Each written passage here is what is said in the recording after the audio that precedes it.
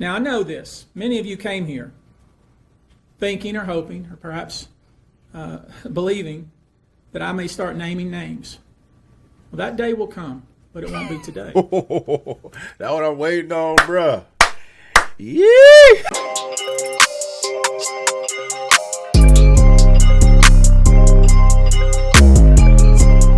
120 new alleged victims of the dealer, huh? Including a 9-year-old boy. The Diddy saga continues, bro, and we have just scratched the tip of the iceberg, man. It can't be a surprise. You feel me? It cannot be a surprise, man. I haven't watched the lawyer's testimony yet. Apparently they got a bunch of attorneys up here speaking on the victim's behalf, and they're going to give us more specifics, I believe, man. But I've seen the headlines and the comments to the headlines of people's differing opinions on what's happening. And at the end of the day, don't nobody know nothing, dog. But at this point, bro, like, where there's smoke, there's fire. Nah, bro, it's been a goddamn supernova out of this bitch for quite some time, dog. And if you out here trying to defend Diddy in any regard, not even having to go there, bro. But the fact that we haven't had anybody out here, like, confidently knowing what Diddy has been doing in his free time, bro, it's all been speculation. It's all been speculation, bro. I mean, it's got to speak volumes at this point that nobody from all the motherfucking people that Diddy know that he's had influence on their life in some capacity for the 4 decades he's been in the entertainment industry. But you would think that someone would come up here on a platform and speak not only positively about the man, but just oppose this entire narrative and be certain about it and have proof and have receipts. You feel me? If a book like me was in this situation, bro, man, I'm gonna have a fucking long line of people out here speaking on my behalf. Like, nah, bro, hell no, especially with the as demented as this shit is, bro. Like, come on, dog. You feel me? Like, his kids ain't even said nothing convincing on his behalf, bro, because they don't, what the hell this man been doing, bro. So, like, anybody out here at this point speaking from the position of, I just can't believe it. I mean, he ain't do it. Why? Because I just don't believe it. No, you're in denial, fam, right?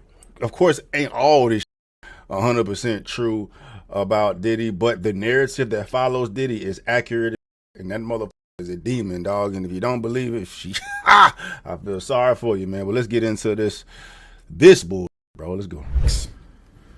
I've personally already been threatened multiple times on social media, and when I agreed to pursue this, I expected as much.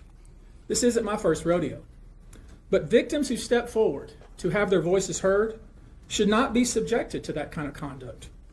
They should not be targeted. I want to say this, and I want to be clear about it. Although we are vetting each call as stringently as we can, I always start with a mindset that I believe victims. I believe victims because I understand the tremendous courage it takes to step forward. No. So if you're watching, no, we can't. We're not doing that, fam. We're not doing that, bro. You gonna make another day. But to believe all victims, bro, you part of the goddamn problem, man. That is not a good start, bro. Gee, Louise. Watching this, please hear me. If you're out there and you have been victimized, you are not alone. There is a great strength in numbers. You can seek redress. You can obtain justice.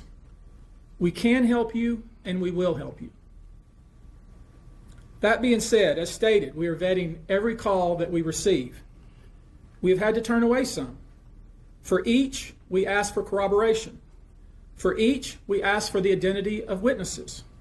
We also have collected pictures, videos, texts. We check venues, we check dates.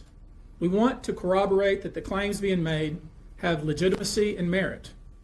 We have on staff now a former detective from the Major Offenders Unit of Houston Police Department who is helping us vet each claim. We're using our common sense. We're being stringent because, as I said, these are not easy cases. They're very tough. The process is hard, and in some cases, the process is very lengthy. These cases are hard to prove. Many times it's the victim's word against the alleged perpetrator. Each of these victims will no doubt be publicly attacked by the alleged perpetrators, and in some cases, the general public. The feckless and cowardly keyboard warriors love to attack. We know what we're up against. We did not enter this fray blindly. I wish it was my last such fray. I wish this type of behavior wasn't so pervasive. But it is what it is, so we will press on. As I said, our law firms have been retained by 120 individuals at this point to pursue cases in civil court against Sean Diddy Combs. You should know, in this group, it is evenly divided between males and females. There are 60 males and 60 females who have joined us to pursue these claims as plaintiffs. In this group, 62% identify as African American, 30% are white, and the remainder are Hispanic or Asian. The victims are from more than 25 states. The majority are from California, New York, Georgia, and Florida. I don't want to focus on the ages of these victims. But when you talk about the ages of the victims when the conduct occurred, it's shocking. Our youngest victim at the time of the occurrence was 9 years old. We have an individual who was 14 years old. We have one who was 15. 25 of the 120 individuals who are plaintiffs in these cases were minors at the time of the acts complained of. The time frame of the acts complained of is very wide. Think about that too. It's really irrelevant to the Diddy like, Diddy at this point. At this point, it's about exposing the entire industry and who all else is complicit and taking down the whole fucking industry. That's going to be the best part. Best is not the wrong word. That's going to be the most important part about this whole trial is exposing the fucking industry, man. But just thinking about any man, no matter what age you was, but more specifically a 9-year-old, which is damn ridiculous, dog. But like I said, at this point, don't shit surprise me. 9-year-old, 14-year-old, 15-year-old, 16-year-old, bro, to come out here in 2024 and say that you were victimized by Diddy, bro. It's like, you don't win in that, bro. I mean, you don't win in that.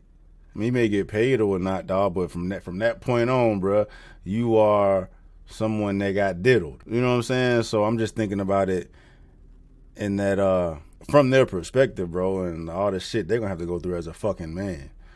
You know what I mean? Like, it's much easier to be a female victim in these regards, dog. That's what typically happens. That's what it be expected, bro. But to come out here and say that you got diddled by Diddy, you know what I'm saying? Whatever the hell he had you doing to these fucking freak outs, bro, shit. That just lets me know there's a lot more out here that's gotten diddled that are not gonna come up. Like, that's some shit you take to the grave. You feel me? You don't want to have any ties to Diddy at all as a fucking man, bro. Shit. Conduct at issue spans from the years 1991 all the way till this year, 2024. If you wonder why there are so many alleged victims, that's your answer. We're talking about more than 25 years of this type of conduct. Now, although most of the victims who have stepped forward were victimized after 2015, this has been going on for a very long time. That's interesting. Now, when you think about the fact that some of this conduct occurred 25 years ago, and you wonder why would it take somebody so long to step forward, I want to remind you that many states in the United States have recognized that it's very difficult for a victim to step forward and to make these types of allegations when something very terrible has happened to them. I'll use New York, the state of New York, as an example. The state of New York has specific statutes in place that revive claims that are even claims that would typically be not able to be brought, that it revives such claims and they can be brought even 25 to 30 years later. Because there's a recognition there in New York and California and other states that it's very difficult for a victim to come forward. And I would respectfully suggest the only reason many of these people are coming forward because they see other victims coming forward. And it gives them some comfort that, hey, I won't be the only one. And I expect more victims will come forward. You know, there's an old saying that says, a lie has great speed, but truth has endurance. The acts complained of in these cases that we're going to file occurred primarily in New York, either Manhattan or the Hamptons, or occurred in California, primarily in Los Angeles, or in Florida, primarily in Miami. Most of these events and incidents occurred at parties, typically after parties, Freak or offs. album release parties, Satanic New Year's Eve rituals. parties, 4th of July parties, something they called a puppy party, the all-white party, although several of these events occurred at auditions. Many times, especially young people wanting to break into the industry. Yeah, he was casting couch in these coerced motherfuckers. into this bro. type of conduct, in the promise of being made a star, or in the promise of having Sean Combs listen to their tape, or even let them read for Sean Combs. You should know that some of this behavior occurred at well-known venues in New York City. Some of this behavior occurred at private residences of people that we all know. Some of this behavior occurred at hotels that we're all familiar with. You should know that more than 55% of the victims filed reported this conduct to either the authorities, that is the police, or to the hospitals. We're in the process of collecting with our team assistants medical records, reports that were made to the authorities, and I've already said that some of the individuals in this group did in fact talk to the FBI. You should know that several FBI of the paid off individuals, too, though, bro. and when I say several, I mean many, who did in fact seek medical treatment were drug tested, and drugs were found in their system, weird drugs that you probably never heard of. One in particular that continues to pop up is a drug called xylazine, or trank, which, based on our research, is known as a horse tranquilizer. Good old ketamine. Now, there's been a lot of reports that we're filing a class action. This is not a class action. Class action is when one or two people file a case on behalf of a group of people. That's not this. These cases will be individual cases. Sheesh. Each case will live and die on its own merit. These cases will be filed individually, one plaintiff against whoever the defendants were involved in the case. Each case may be filed in one venue like California, another case may be filed in New York. One case may sue just Sean Combs, but multiple other people. One case may sue a range of people.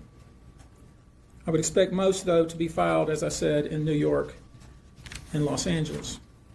Now, I know this. Many of you came here thinking or hoping or perhaps believing that I may start naming names. Well, that day will come, but it won't be today. That's what I'm waiting on, bruh. Yeah. Hey.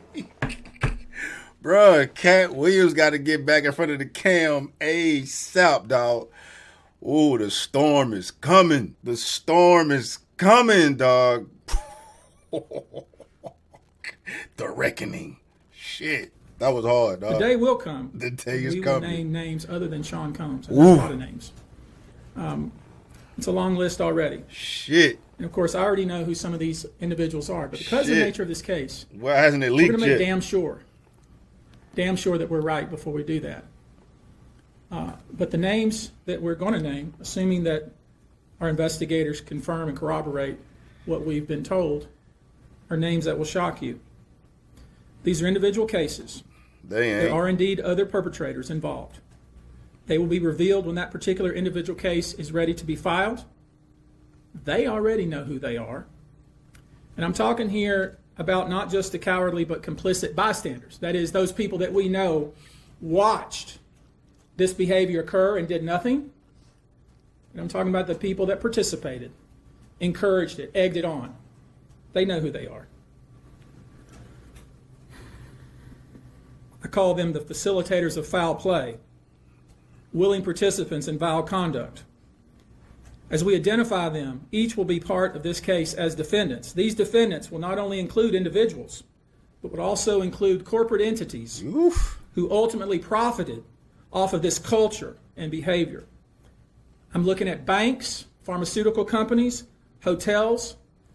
We know that many of these individuals were paid cash. We know that Many of these individuals involved, whether they were the ones being assaulted and abused, or they're witnessing other people being assaulted and abused and then paid and threatened and told to leave. Typically paid 10 grand in cash and told to leave. And then threatened as they were leaving. So in addition to Sean Combs, you should know the defendants in these cases we're going to file will include anyone, of course, who engaged in the assault or exploitation, anyone who participated in such in any way, anyone who encouraged or facilitated this conduct, anyone who was in the room and watched it happen but made no effort to stop it. Hey, Gene, you better fucking cross your T's and dot your I's, dog, because you have timestamped your presence at a lot of these fucking places, bro. Your name is on that goddamn list, bro. Be careful, fam. Shit. Any venue or venue owner who was aware of what was going on but failed to stop it. Any individual or entity who knew about the conduct and benefited from it but did nothing to report it or stop it. And any individual or entity who covered it up or helped cover it up. These people who know who they are should just come forward now.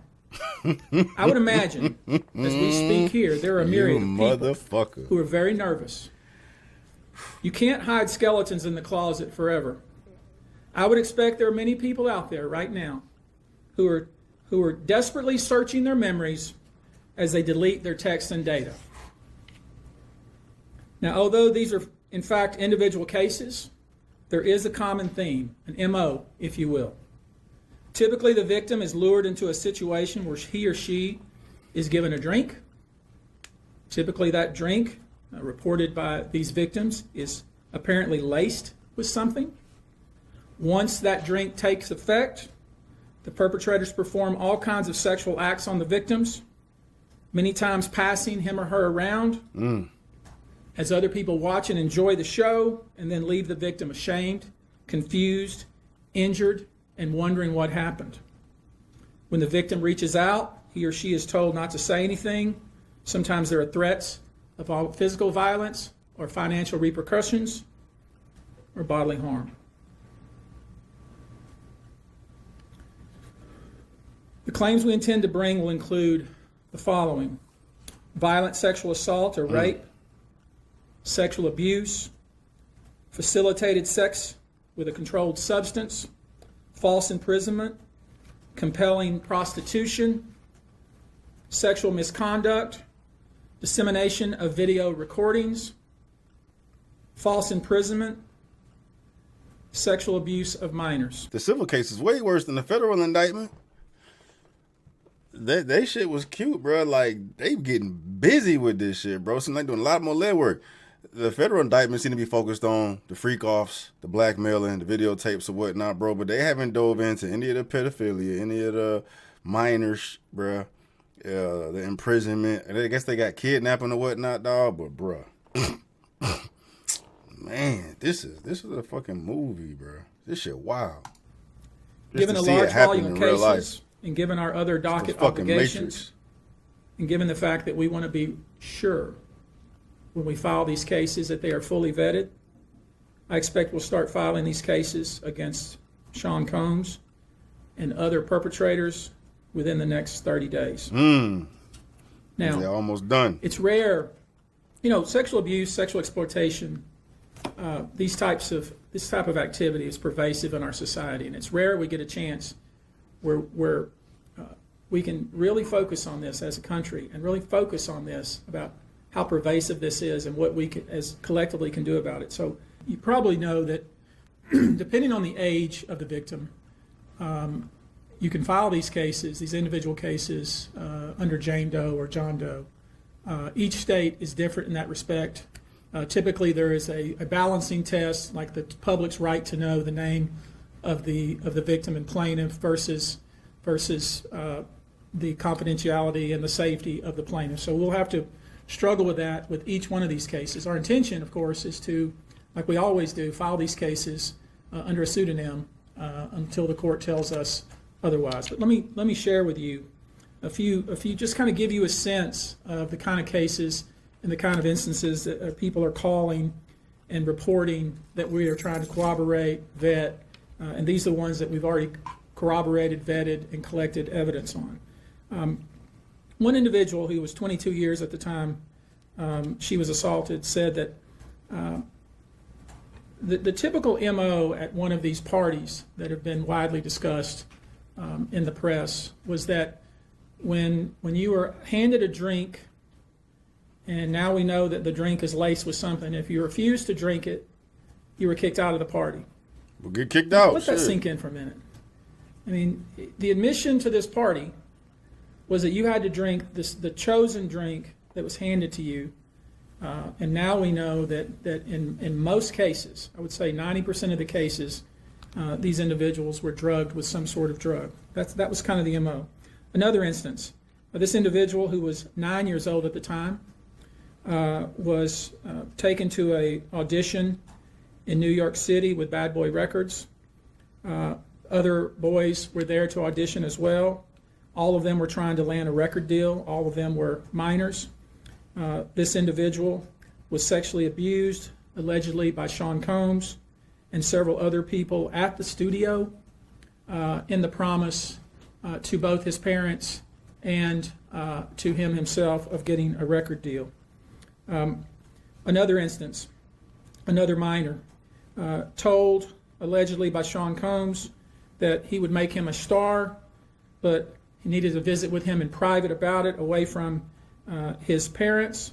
Once they were in a private area, allegedly Mr. Combs made the victim perform oral sex upon him. Another incident, an individual 15 years old at the time, flown to New York City to attend a party, was drugged, and then taken into a private room, allegedly in the presence of Mr. Combs, where this female individual, minor, was raped, and then other individuals took turns raping her. Another individual, 26 at the time of the occurrence, was picked up allegedly by Mr. Combs and several other people in a black SUV from the airport, was given one drink in the SUV, and then literally woke up the next day not knowing what had happened, but with pain and damage to both her vagina and her anus, where she then went to the hospital. She was missing her underwear and her shoes. Another instance, an individual, this time not a minor, attended a group dinner, allegedly with Sean Combs in Miami. She wasn't drinking because she was pregnant, but whatever she drank at the table, apparently, at least according to her, was laced with something. She blacked out, and she woke up in the same bed, again allegedly, with Mr. Combs in his mansion in Miami. Her vagina and her anus were torn and sore. And I could go on. I mean, literally, you're sensing a theme here. It's the same theme, and it all involves some sort of drug. One instance, an individual who was 20 years old at the time was asked to attend, just saw her on the street, asked to attend a party in a hotel. She was flattered, went to the party, was given one drink and doesn't remember anything else. Ultimately, was so messed up, went to the hospital where they found cocaine and this horse tranquilizer in her blood system. I don't even know what the hell to say to that, bro. Like, it don't surprise me to hear it, dog. It's still rough to hear that shit, man. I just don't know how anybody could defend Diddy in any regard at this point, bro. And it's such bad press that you can't beat this shit now. Like, even if Diddy was somehow able to beat this case, bro, he gonna be on suicide watch regardless, bro. It just raps for Diddy. We just waiting on the rest of the fucking industry to crumble, bro. You know what I mean? That's just for the death of me, bro. I can't understand the necessity for a motherfucker with so much power to need to drug anyone to get them to do what he wants. Right? You got it within your capabilities to damn near get any woman to do what you want them to do. Especially in 2024, you damn near got the capability to get any man to do what you want them to do too, because all these motherfuckers fruity any goddamn way. But then we go to the babies, the juveniles, bro. Like, this motherfucker sound like the damn wealthy night striker, bro. It's like his victims do not matter, bro. Like, what's the oldest victim you got in that bitch, bro? You know, night strikers out here fucking the little kids, fucking the elderly and shit like that. This fool literally sounds like Lucifer in the flesh, bro. That's crazy, man. That's crazy, dog. And that's only him. That's only him. You best believe Diddy is not the worst one in the bunch. You feel me? There's motherfuckers way higher than him that's doing way more dirt than his ass is, bro. So, yeah, this show was just started, bro. It's just started, bro. Anyway, thoughts.